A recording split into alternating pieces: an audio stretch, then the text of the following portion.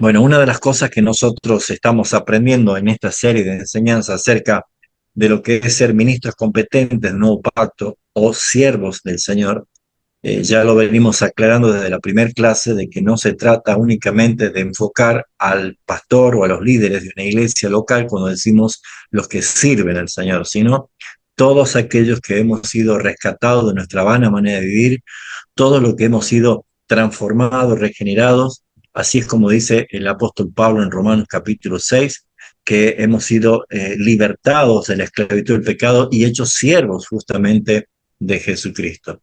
Entonces, nuestro propósito de servir, ya lo hemos visto también, es la motivación correcta que nos lleva a nosotros a entender que todo lo que hagamos, sea de hecho, de palabra, sea hecho como para el Señor y para su gloria. Y eso nos lleva a nosotros a entender la importancia que tenemos de mirar que nuestro servicio no debe ser hecho simplemente como algo para ser visto, sino especialmente en el secreto del Señor, como lo dice Jesús en Mateo capítulo 6, versículo 1, que él dice como una advertencia: guardaos de no hacer cosas para ser vistos por la gente, de lo contrario no tendrías recompensa de tu Padre que ve en lo secreto. Entonces, todo lo que venimos aprendiendo no es otra cosa más que aplicar el conocimiento en el carácter, en la formación del carácter. Entonces, hoy nos toca en esta clase número 5 hablar de algo muy importante, que es cómo el siervo, cómo el cristiano, el que sirve al Señor a través de todo lo que hace por obediencia en este mundo, debe expresar lo que nuestro Señor Jesucristo expresó por excelencia, que era amor y compasión por las personas.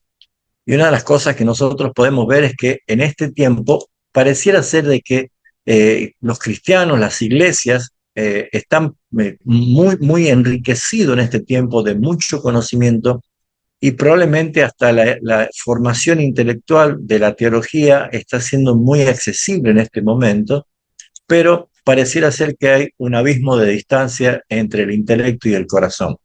¿Cómo nosotros podemos ver que la aplicación de este amor y la compasión hacia las personas debe ser una expresión bíblica fiel acerca de cómo nuestro Señor Jesucristo obró y nuestra tarea que nos corresponde también? Entonces es necesario ver de que no solamente es de gran utilidad tener conocimiento, ya sea teológico, intelectual, sino la aplicación de ese conocimiento. Por eso es que allí yo les pongo a ustedes una pequeña ilustración de un médico realmente muy reconocido que tenía que atender a un hombre que estaba gravemente enfermo en un pequeño pueblito. Llegó este doctor con gran conocimiento, alguien que tenía realmente muchos méritos, y lo que él hizo es que atendió a esta persona, llegó, lo vio el paciente, pero lo atendió con mucha frialdad, como si fuera que no empatizaba con su dolor y cómo estaba. Entonces él lo que hizo fue diagnosticó, recetó lo que necesitaba de medicina y se fue deprisa. Entonces, el resultado sí fue, claro, este enfermo sanó físicamente, pero la familia quedó con un sabor amargo, con una expresión de asombro de que este hombre había tratado a esta persona como un número más, y sin mostrar compasión, sin mostrar cuidado, ¿no? Entonces, es muy importante entender que esta ilustración simplemente nos puede reflejar tal vez cómo nosotros, sin darnos cuenta, tal vez estamos comportándonos ante una sociedad que busca el amor, pero no sabe cómo buscarlo y no sabe dónde está. Entonces fabrica una expresión de amor totalmente contraria a lo que realmente es. Dios es amor. Y si nosotros portamos esa presencia, si nosotros somos lo que damos el testimonio del verdadero amor, pues deberíamos nosotros observar cómo estamos actuando y cómo nos estamos comportando. Entonces, claramente, este contraste nos lleva a entender y a reflexionar inmediatamente que no basta con tener mucho conocimiento, un dominio de teología, una capacidad tal vez sobresaliente en cuanto al uso de la palabra del Señor, porque si no seríamos como este médico que tiene toda una gran capacidad, una gran experiencia en todo lo que hacía, pero no tenía una expresión de empatibilidad, de poder empatizar, de compadecerse o tal vez tratar con humanidad, ¿no? A esta persona. Entonces, de esa misma manera, muchas veces las iglesias, los ministerios cristianos, los mismos creyentes, que hoy están tal vez llenos de expresiones de conocimiento, de dones, de capacidades desarrolladas en un liderazgo, pero a lo mejor no se dan cuenta de que una de las demandas que tiene la Escritura es que observa justamente que nosotros no podemos hacer las cosas sin la expresión del amor. Entonces, el apóstol Pablo escribió justamente aquel primera de Corintios, en el capítulo 13, donde justamente el título dice la preeminencia del amor, ¿no? Y una de las cosas que marca muy, muy claramente es que esa expresión de decir yo lo puedo tener todo, puedo darlo todo, puedo hacer cosas que realmente sea muy, muy sobresaliente, pero si no tengo amor, nada soy. Yo puedo dar todos mis bienes a los pobres, puedo dar mi vida incluso para ser sacrificada, pero si no tengo amor, de nada sirve. Es tal vez una de las frases muy fuertes que dice justamente, probablemente sea como un metal que resuena y hace ruido y nada más, o como alguien que no tiene nada para expresar, pues el Señor dice a través de Pablo, si yo no tengo amor, no soy nada, no soy nada. Entonces, observar justamente la situación que nos toca vivir es importante porque si hoy vemos cómo es la condición de la iglesia actual, tal vez como una expresión de conocimiento, una expresión de tal vez decir, bueno, Señor, ¿cómo estamos ante tu mirada? Bueno, hoy estamos viviendo nosotros por la conectividad que tenemos, por las posibilidades que tenemos. Por ejemplo, hoy estoy yo acá en Tucumán, Argentina, hay hermanos de Buenos Aires, Santiago, hay hermanos de allí de los Estados Unidos, se suelen conectar hermanos de otros países también, como Perú, como México, como Venezuela. Bueno, tenemos hermanos de todos lados, pero estamos separados de una gran distancia, pero conectados a través de los medios. Entonces tenemos la posibilidad de tener estudios bíblicos, seminarios en línea, tener muchas cosas que a lo mejor antes no las podíamos tener y no las podíamos disfrutar. Entonces, nuestra generación está viviendo en este tiempo lo que podemos decir un florecimiento de ministerios, ¿no?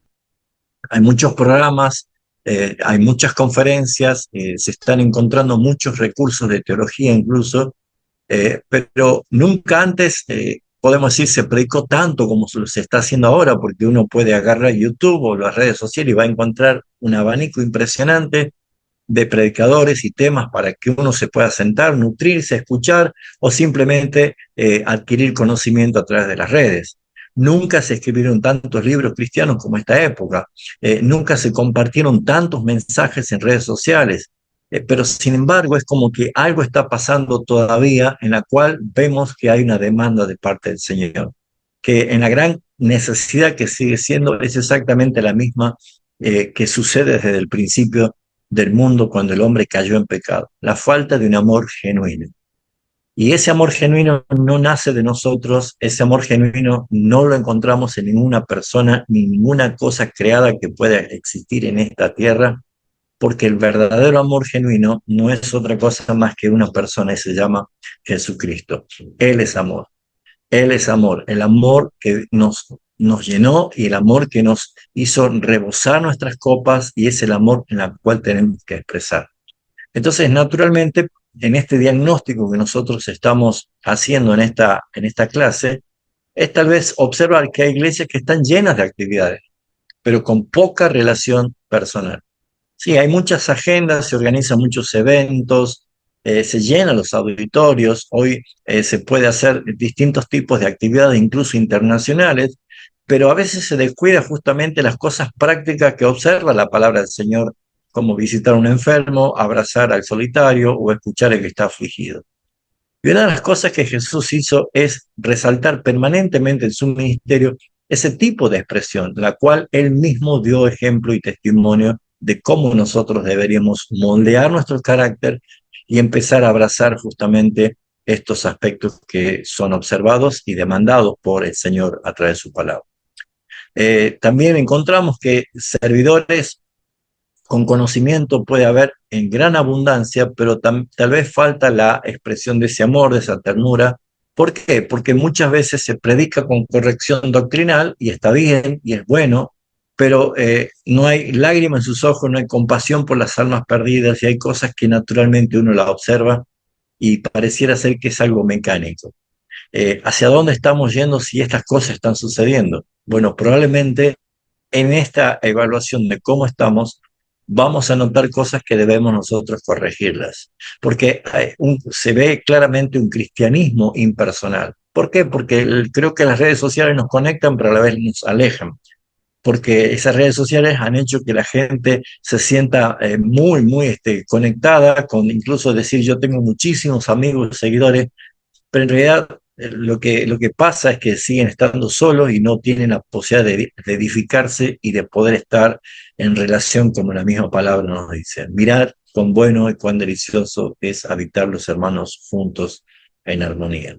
Entonces, hay muchas cosas que podemos observar que a lo mejor estamos en un tiempo donde cual tenemos muchas características que dan cualidades de virtud, de éxito, de llanura, pero probablemente las cosas que Dios demanda en su palabra no la estamos puliendo, no la estamos purgando en nuestro ser y se necesita justamente un cambio, una transformación desde la autoevaluación, no desde la autosuficiencia, sino ver cosas que a lo mejor estamos haciendo y que debemos corregirnos. Por eso es que la iglesia en muchos lugares corre el peligro que claramente Jesús observó en la iglesia de Éfeso cuando le escribió en su carta en Apocalipsis, en el capítulo 2, del versículo 4, 2 al 4, cuando claramente observa justamente que esta iglesia era fiel doctrinalmente, que era perseverante en el trabajo, pero tenía un problema grave que observó Jesús y dijo, tengo algo contra ti,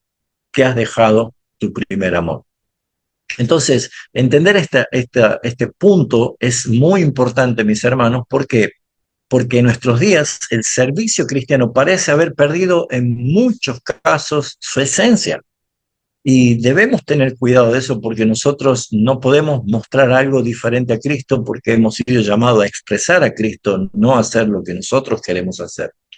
Y la actividad abundante, los ministerios multiplicados, los programas llenos de actividades, no siempre reflejan un corazón movido por el amor genuino, sino que vemos muchas veces iglesias que sirven por competencia, otros por intereses, tal vez algunos por vanagloria o simplemente por cumplir agendas y calendarios religiosos que se presentan, ¿no?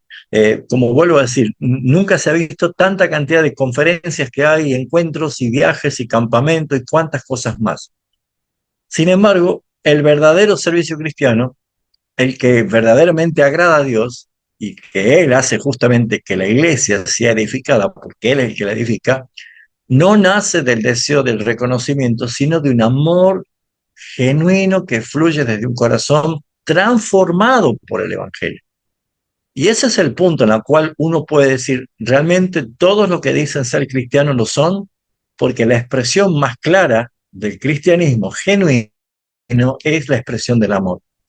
Por eso es que el apóstol Pablo resume justamente lo que hice mención en la introducción, allí en 1 Corintios 13, en el versículo 3, hace claramente este énfasis. Si yo repartiese todos, dice, mis bienes para dar y comer a los pobres, qué amor, qué compasión, darle y comer a los pobres justamente. Y si entregara mi cuerpo para ser quemado, wow, eso sí que es tremendo, es una posición de mártir. Y no tengo amor, dice Pablo, nada de nada me sirve. Entonces, el servicio cristiano sin amor genuino es una obra vacía, es una cáscara sin fruto, es una actividad sin vida, y el llamado de Cristo no es hacer mucho, sino a amar bien. El Señor quiere que expresemos el amor a través de su propia vida. Entonces, acá es donde encontramos nosotros. El modelo supremo es Cristo, el servicio de Cristo acá en la tierra. Él vino a este mundo para mostrar justamente lo que es el ideal del modelo, el servicio, porque Él dijo que nosotros debemos ser imitadores de Él. Así que si nuestro Señor Jesucristo no solo nos enseñó todo lo que hace referencia a lo que hoy podemos decir que es teología, todo lo que habló acerca del reino, también nos enseñó a servir, pero no solamente que enseñó, sino que él mismo lo encarnó perfectamente. Él mismo hizo lo que, o modeló el servicio que nosotros debemos tenerlo. Por eso es que somos llamados a poner los ojos en Jesús, a observar su vida, su proceder. Porque él dijo justamente allí en Marcos 10:45, porque el Hijo del Hombre no vino para ser servido, sino para servir y para dar su vida en rescate por muchos. Así que el servicio de Cristo no fue motivado por un interés propio ni de prestigio, sino por un amor redentor. Y él claramente se humilló voluntariamente, tomando la forma de siervo, como dice Filipenses 2:7, y ese servicio fue una expresión visible de un amor genuino hacia el Padre y hacia los perdidos. Por eso es que cuando él lavó los pies a los discípulos, Jesús dijo esto: ejemplo os he dado para que como yo os he hecho, vosotros también hagáis. Eso lo expresa en Juan capítulo 13, versículo 15, cuando Jesús lavó los pies a sus discípulos. Así que lavar los pies era una tarea despreciada en aquel momento. Eso no lo hacía a alguien importante. Claramente era reservado para un esclavo o alguien más bajo, algún sirviente, pero sin embargo el creador del universo, el Dios todopoderoso, el Dios encarnado, él se ciñó una toalla, se inclinó, tomó un lavacro con agua y empezó a lavar los pies a sus propios discípulos. Y en ese gesto se revela que el servicio cristiano verdadero no busca una posición, sino humillación de un corazón contrito y humillado para agradar a Dios. Así que no busca gloria ni vanagloria, sino obediencia. No busca aplausos, sino que el Padre sea glorificado. Pero hay un peligro, y el peligro justamente es de amar sin amor. Y es lo que la palabra observa, no deja pasar esto por alto. Porque claramente, como dije, muchas iglesias hoy se han confundido o se han entregado al activismo con el ministerio. Se mide tal vez en la espiritualidad por la cantidad de eventos que hacen, cuáles son más espectaculares que otros, quién trae a los predicadores más famosos. Entonces pareciera ser que eso es lo que llena y no en la profundidad del amor. Se sirve tal vez para mantener la maquinaria andando muchas veces, pero para cumplir simplemente con una agenda, pero no se muestra justamente lo que es la expresión de humillación voluntaria al servicio de los demás, expresando a Cristo porque Él es el que lo hizo. Así que el Señor advirtió justamente, él cuando escribe Apocalipsis, recordando lo que dije recién, él dijo: yo conozco tus obras, conozco tu arduo trabajo, sé de tu paciencia. Él estaba resaltando virtudes que tenía, pero dijo: tengo algo contra ti, que has dejado tu primer amor. O sea, tus obras, tu arduo trabajo, tu paciencia, las cosas que realmente haces bien, no tienen sentido si has dejado tu primer amor, porque estás haciendo cosas que parecen ser ante los ojos de los demás excelentes, pero sin amor no soy nada y no sirve de nada. Así que Éfeso trabajaba duro, pero había perdido el corazón. No tenía amor, tenía un servicio, tenía doctrina, tenía perseverancia, pero le faltaba la expresión de amor. Y Cristo fue ahí es donde apuntó. No dejó pasar ese detalle. Él fue y justamente mostró lo que estaba pasando, porque había dejado justamente esa expresión que Cristo quiere mostrar. Así que Cristo no elogió la eficiencia, el celo, sino que los llamó al arrepentimiento. Y hoy la iglesia es llamada al arrepentimiento. Porque, vuelvo a decir, podemos tener todo lo que pareciera ser excelente ante los ojos de los demás, pero si yo no tengo amor, si no estoy expresando el amor de Cristo hacia los perdidos, pues naturalmente no tiene ningún valor. Así que en muchos casos la competencia entre ministros, el deseo de reconocimiento, el cumplimiento mecánico de programas, han rechazado esa compasión que es observada por la palabra, una compasión genuina, una carga, un dolor justamente por el alma que está perdida y que no tiene a Cristo como su Señor. Así que cuando el servicio se convierte en un escenario para la vanagloria, pues hermano, no tiene ningún valor, sino que se está desplazando. Por eso es que el apóstol Pablo, recuerdo que en Filipenses capítulo 2, versículo 3, decía, nada hagáis por contienda o por vanagloria, antes bien con humildad, estimando cada uno a los demás como superiores a él mismo. Esa expresión Pablo la remarca justamente para que no seamos motivados a hacer las cosas con una motivación incorrecta, valga la redundancia. No por contienda, no por vanagloria. Entonces, el origen justamente del servicio genuino es el amor de Dios en nosotros. No nace de nosotros. Nosotros no tenemos esta posibilidad, no lo podemos hacer, nunca va a brotar de nosotros. Y si Dios no está en nosotros, si Cristo no está en nosotros, ese amor en el cual nosotros decimos que amamos es un amor egoísta porque lo expresamos porque nos amamos a nosotros mismos. Entonces, el amor genuino es justamente la expresión del amor de Dios en nosotros. Porque no podemos fabricar un amor genuino por nuestras propias fuerzas. Eso sáquese de la cabeza, no es posible. El amor verdadero no nace de la voluntad humana. ¿Por qué? Porque la misma escritura dice, no hay justo ni siquiera uno, no hay quien entienda, no hay quien haga lo bueno, ni siquiera uno, dice. Y la expresión de amor no es una posibilidad de la naturaleza humana en caída. Es el Espíritu Santo el que obra en el corazón regenerado. Y claramente en Romanos 5:5 el apóstol Pablo dice, el amor de Dios ha sido derramado a nuestros corazones por el Espíritu que nos fue dado. Cuando hemos recibido el Espíritu Santo de Dios, cuando ha sido nuestra conversión, el amor de Dios ha sido derramado en nuestros corazones. Por eso es que este amor no es simplemente una emoción, sino es una disposición espiritual que refleja claramente el carácter de Dios. Y es el mismo amor que movió al Padre a enviar a su Hijo, porque usted y yo conocemos ese famoso versículo de Juan 3:16 que dice, porque de tal manera amó Dios al mundo que ha dado a su Hijo unigénito para que todo aquel que en él cree no se pierda, mas tenga vida eterna. Este es el mismo amor que reflejó el carácter del Padre cuando fue motivado a enviarnos a su Hijo para darnos vida a nosotros. Y al Hijo dar vida para nosotros es tener la posibilidad de recibir el amor del Padre. Así que si Él me amó, yo no puedo no amar. Si Él me amó, yo no puedo expresar el amor.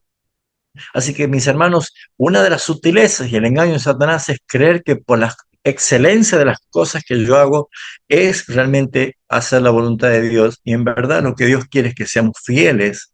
Y una de las expresiones de la fidelidad es obrar con el amor que hemos sido amados, ¿no? Entonces, eh, ¿qué podría decir? Servir con amor genuino claramente implica, mis hermanos, haber experimentado primero el amor de Dios en nosotros. Nadie puede amar a los demás con el amor de Cristo sin haber sido amado y transformado primeramente por Él. Por eso es que de ahí el servicio no es la causa, sino el fruto de la gracia del Señor. Así que, mis hermanos, podemos reflexionar en esto pensando en algunos ejemplos prácticos para poder servir con un amor genuino. Por ejemplo, el evangelismo movido por compasión. Jesús no predicaba para llenar multitudes, sino porque tuvo compasión de ellas, porque estaban dispersas, desamparadas como ovejas, no tienen pastor, dice la palabra. Así que la motivación del evangelio reformado que nosotros estamos enseñando claramente no es hacer crecer la iglesia, mis hermanos. No se trata de eso, sino de rescatar a los perdidos para la gloria de Dios. Ese punto no nos tenemos que olvidar ni confundirnos. También el ministerio de servicio, incluso podría decir el servicio diaconal, que es un servicio ministerial, un servicio que nos fue movido por la misericordia del Señor. Vemos claramente cuando en Hechos de los Apóstoles capítulo 6, los diáconos fueron escogidos para servir a las viudas con equidad y con amor. justamente no era un cargo de prestigio, sino claramente una entrega práctica de humildad al servicio. Así que servir a las mesas con justicia, con ternura, glorificaba al Señor tanto igual como predicar desde un púlpito. Entonces, mis hermanos, a veces nuestras ecuaciones no son correctas cuando las miramos desenfocados del propósito de por qué fuimos amados.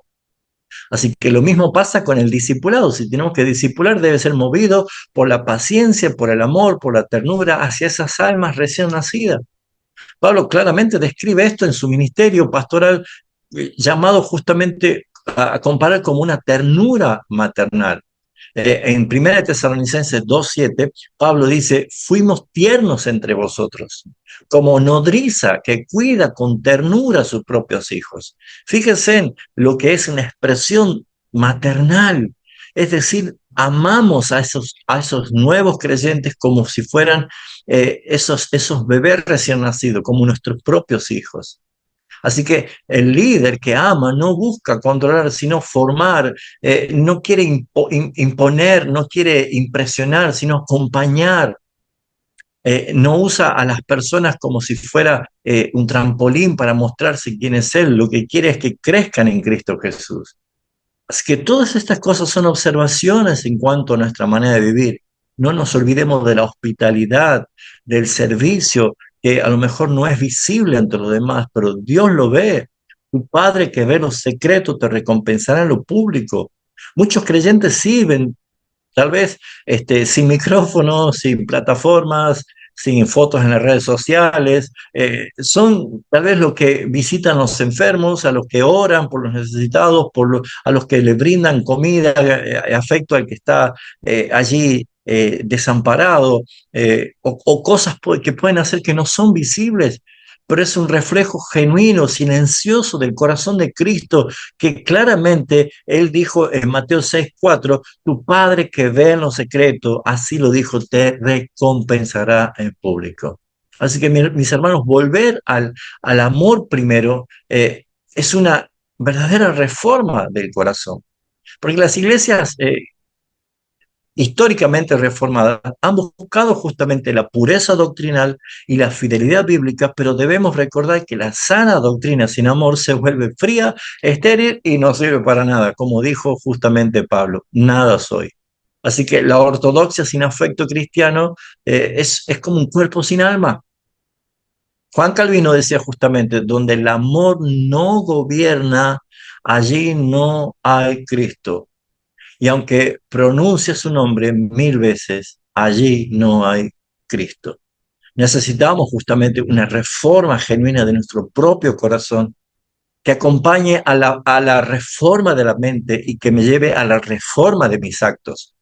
Por eso que el amor genuino no es una debilidad, sino una evidencia de la madurez espiritual. Es el fruto natural del que vive por la fe para servir a través de una fe viva.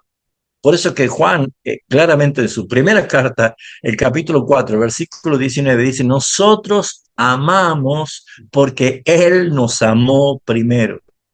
Y también dijo en el capítulo 3, versículo 18 de su primera carta, hijitos míos, no amemos de palabra ni de lengua, sino de hecho y de verdad.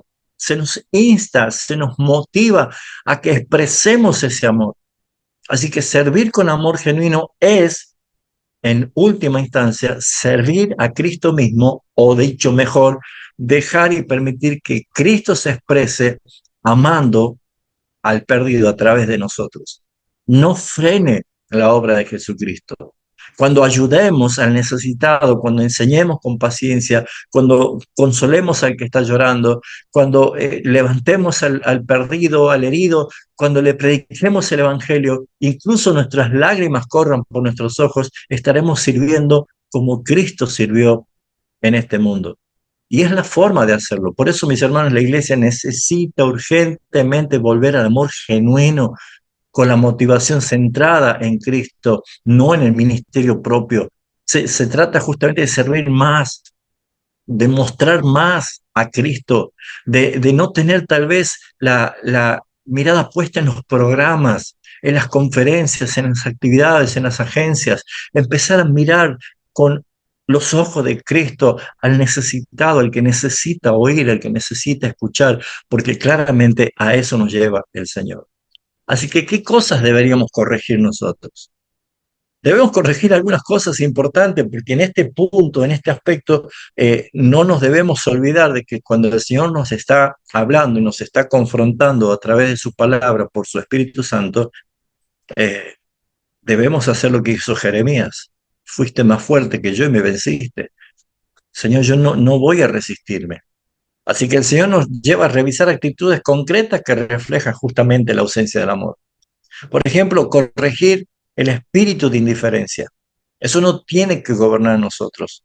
Muchas veces el dolor ajeno tal vez prefiere mirar hacia otro lado, y no nos olvidemos nosotros lo que Jesús contó acerca del buen samaritano, esa parábola de aquel que había sido golpeado y lastimado por ladrones, pero la indiferencia predominaba en las primeras escenas, hasta que un samaritano, justamente mostrando la compasión, era claramente la expresión genuina de lo que el Señor quería resaltar en esa experiencia. No ser indiferente, ser personas que claramente ven la necesidad. Así que el obrero de Dios no puede ser indiferente. Usted y yo no podemos ser indiferentes ante esas necesidades.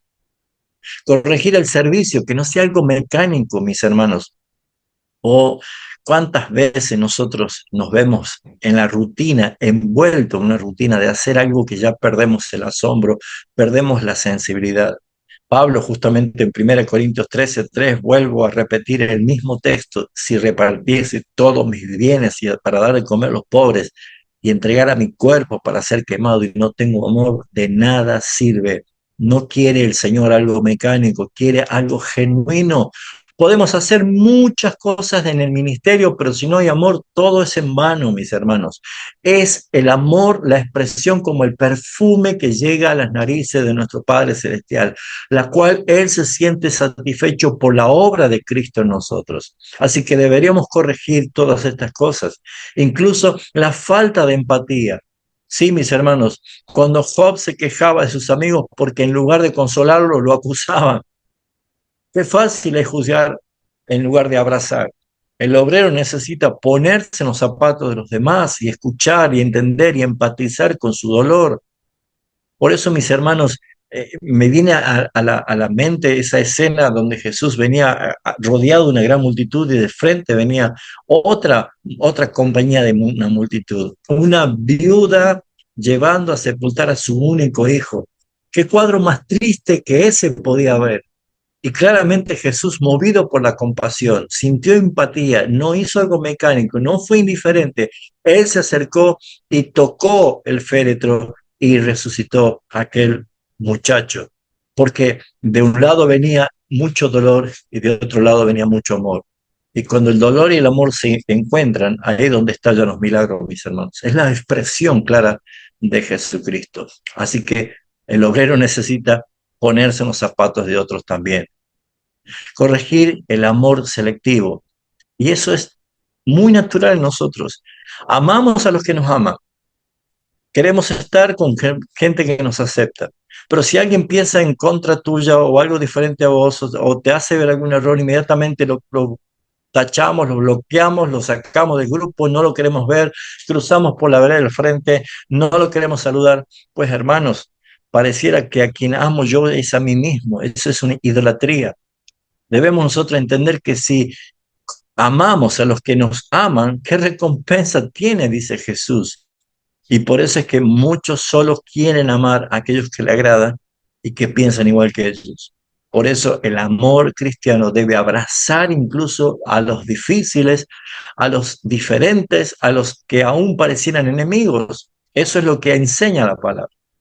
Así que, ¿cuál es la solución? Naturalmente voy a resaltar que Cristo es la solución. El amor no es un mero sentimiento humano, mis hermanos, es el fruto del Espíritu, es la esencia y la evidencia de Cristo en nosotros. ¿Por qué? Porque cuando Pablo en Gálatas dice que el amor es reconocido como parte del fruto del Espíritu, cuando dice, más el fruto del Espíritu es amor, gozo, paz, paciencia, y empieza a nombrar los atributos, lo que está diciendo es que Cristo es el fruto. Si yo tengo a Cristo en mí, Él se manifiesta como amor, Él se manifiesta como paz, Él se manifiesta como gozo, como templanza, benignidad, mansedumbre. No es correcto que usted ore diciendo, dame paz, dame paciencia, dame bondad, dame amor. No ore así porque usted estaría diciendo que Cristo no está en usted. Usted y yo somos simplemente un vaso y un vaso vacío. Y la excelencia que tenemos es Cristo en nosotros. Él nos completa. Nosotros estamos completos en Él. Todo lo que nosotros tenemos es de Él.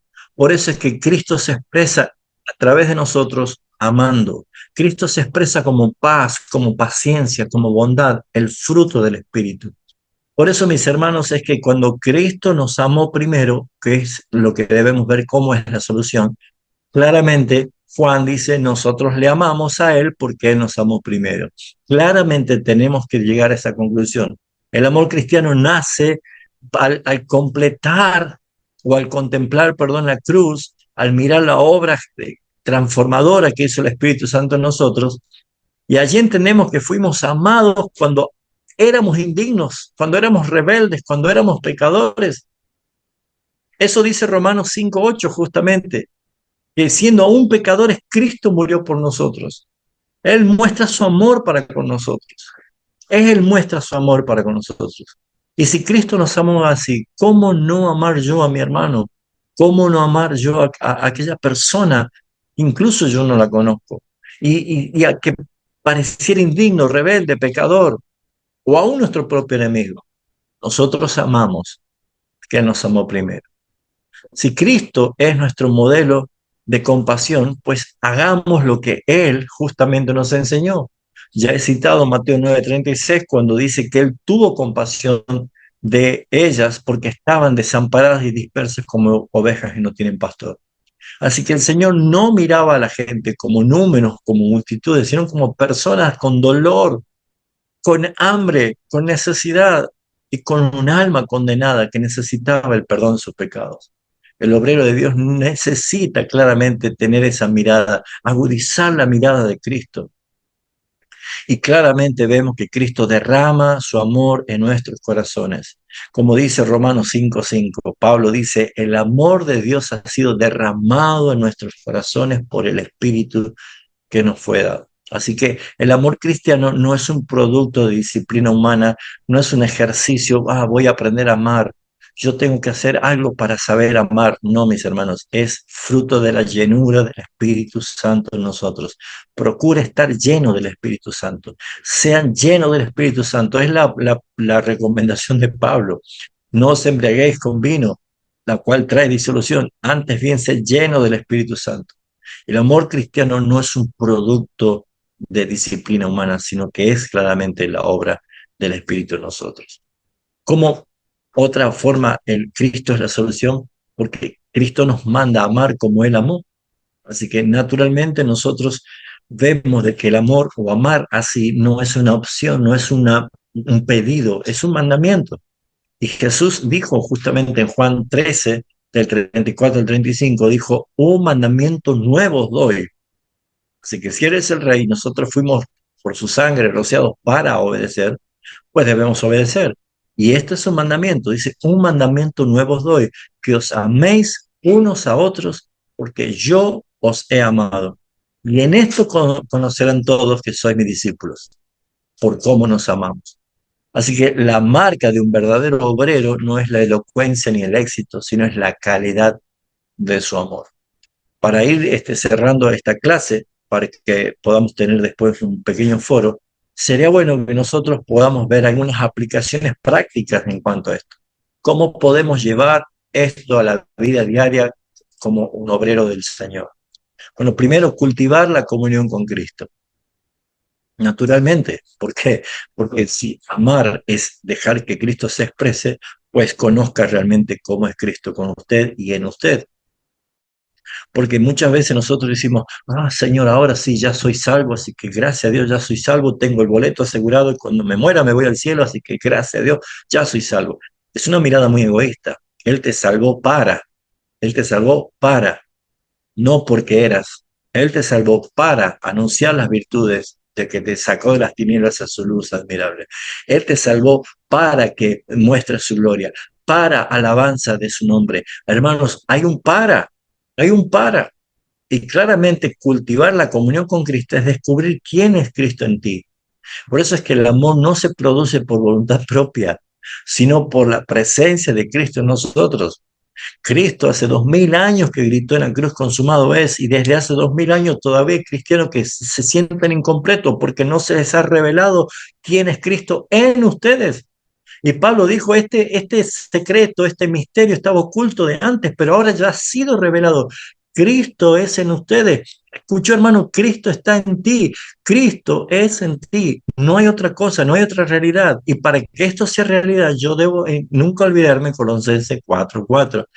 Yo estoy muerto y mi vida está escondida con Cristo en Dios. Gálatas 2:20. Con Cristo estoy juntamente crucificado. Ya no vivo yo, Cristo vive en mí. Esa comunión plena con el Señor nos permite a nosotros empezar a cultivar esa relación. Pasar el tiempo con Él es entender que Él está en mí, contemplar su amor en la cruz y dejar que el Espíritu renueve nuestros corazones. Haga esa tarea. Vaya, vea todo lo que Cristo ha hecho y lo hizo por ti. Y ya es una realidad, ya es una herencia, ya es algo dado por gracia. Practique actos concretos de amor, hermanos. Hágase una lista. Haga cosas que sea movido por algo genuino, no por una emoción, sino realmente que permitas que Cristo se exprese. Llamar a un hermano que tal vez no está viéndolo durante semanas y ver cómo está, si necesita algo, si puede socorrerlo con algo, visite el que está enfermo, prepare una comida para alguna familia con alguna necesidad, sea sensible, empatice, escuche, tal vez sin apuro del que está sufriendo, preste atención, no esté simplemente cumpliendo una agenda. Son pequeñas cosas que van mostrando de que yo no pensé que esto lo podía hacer, pero sin embargo funciona. ¿Por qué? Porque Cristo es el que se expresa a través de nosotros. Deje a Él que viva y yo declárese muerto, mi yo crucificado. Juan el Bautista dijo, sígalos a él, porque es necesario que él crezca y que yo mengue. Son principios en la Biblia que no los podemos mirar para otro lado. Rompa con la indiferencia, mis hermanos. No basta decir, estaré orando por ti. Siempre digo esto, hermano, cada vez que alguien pide oración por WhatsApp, mandamos las manitos así y ni siquiera oramos. Pues ore por la persona. Haga las cosas realmente como nos enseña la palabra. Y claramente se nos advierte que el amor verdadero se traduce en práctica. Muéstrame tu fe por tus obras. Ese es el punto, porque la fe sin obra está muerta, dice la palabra. Pida a Dios un corazón compasivo. Señor, enséñame a honrarte, enséñame y moldéame, Señor, que pueda ver a Cristo cada vez en mí expresándose. Usted y yo nunca vamos a ser igual a Cristo porque no hemos sido salvados para eso. No consiste en eso el Evangelio. El Evangelio es que ya no vivo yo, Cristo vive en mí. Él no necesita aprender, Él no necesita madurar, Él no necesita crecer. No, mis hermanos, Él está en usted, Él quiere expresarse. Lo que usted tiene que simplemente decir, Señor, hazlo tú. Cuando yo tenga que perdonar y mi naturaleza diga, no voy a perdonar, pues vaya y perdone, porque Cristo, aún estando en la cruz, dijo, perdona a los padres porque no saben lo que hacen. Así que el Señor es el que va a transformar nuestras vidas, va a moldear un corazón como el de Cristo. Señor, dame tus ojos para ver, dame tu corazón para sentir, dame tus manos para servir. Y es la expresión de deseo concreto. Señor, hazlo tú por mí. Así que mis hermanos, es interesante, es importante que la iglesia de hoy lo que no puede hacer o lo que abunda en demasiadas cosas, en programas, en estrategia, en estructura, en actividades, lo que necesita es reflexionar. Lo que usted y yo necesitamos es llevar a la práctica estos principios que parecían ser que ya lo sabemos y que cuántas veces lo escuchamos, pero siempre siguen quedando en la fila de espera y nunca lo ponemos en práctica. Un servidor del Señor no puede tener solamente conocimientos, dones y experiencias, pero no puede no expresar amor. Tiene que expresar ese amor. Claramente la esencia de ser un hijo de Dios es justamente demostrar el amor con que el Padre nos ama. La compasión y el amor justamente manifiesta que nuestras vidas han sido transformadas por Jesucristo. Así que recordemos claramente la ilustración de ese médico. Puede tener muy buena calificación, muy buena técnica, mucha habilidad, pero sin compasión, sin amor, sin empatizar con el que sufre, llorar con el que llora. Hermanos, debemos nosotros entender que Dios nos ha llamado a ser diferentes, porque somos una nación santa. Por eso es que, mis hermanos, cuando Pablo resume todo esto en Gálatas capítulo 5:14, dice, amarás a tu prójimo como a ti mismo. Por eso, claramente nosotros deberíamos decir, bueno, ¿qué puedo hacer, Señor? Bueno, ahí le pongo un pequeño apéndice como en una práctica para la semana y que usted lo pueda hacer, no por lo que yo le digo, sino simplemente haciendo que tu corazón se exprese de una forma que quiere el Señor expresarse. Entonces, hermanos, usted es cristiano, usted es hijo de Dios, primero. Entonces, si usted dice, sí, yo lo soy, bueno, seguramente si va al baúl de los recuerdos, de las cosas guardadas, tal vez tiene cosas inconclusas que no la han solucionado. Vaya y resuelva con quien no ha pedido perdón o no ha perdonado. Hágalo, perdone, pida perdón. Hay cosas no resueltas. Bueno, arréglela. Si hay cosas por enmendar, enméndalas. Si hay cosas por corregir, corríjalas.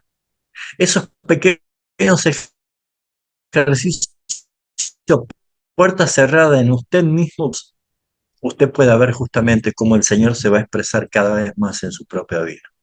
Así que, mi querido hermano, todo lo que nosotros podemos ver como algo que ya lo sabemos, oh, pastor, va a hablar del amor, va a hablar de la compasión, ya lo sabemos, yo sé que lo sabe, pero bajar de acá al corazón a veces hay un abismo muy grande.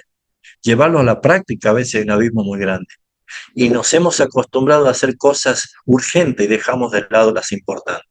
Creo que para eso nosotros deberíamos decir, Señor, no voy a dejar pasar un día más sin llegar a la reconciliación con quien no me estoy hablando. No voy a dejar pasar un día más de las cosas inconclusas que le he dejado simplemente porque me causaban daño. Todas estas cosas tienen un tremendo sentido ante los ojos de aquel a quien tenemos que dar cuenta un día. Espero que la clase les haya servido porque estamos motivándonos a poder moldear nuestro carácter a ese carácter perfecto que es Cristo Jesús en nosotros. Oremos y luego tenemos nuestro tiempo para un foro y poder charlar un poquito sobre el tema. Padre, te damos gracias por exhortarnos, por hablarnos.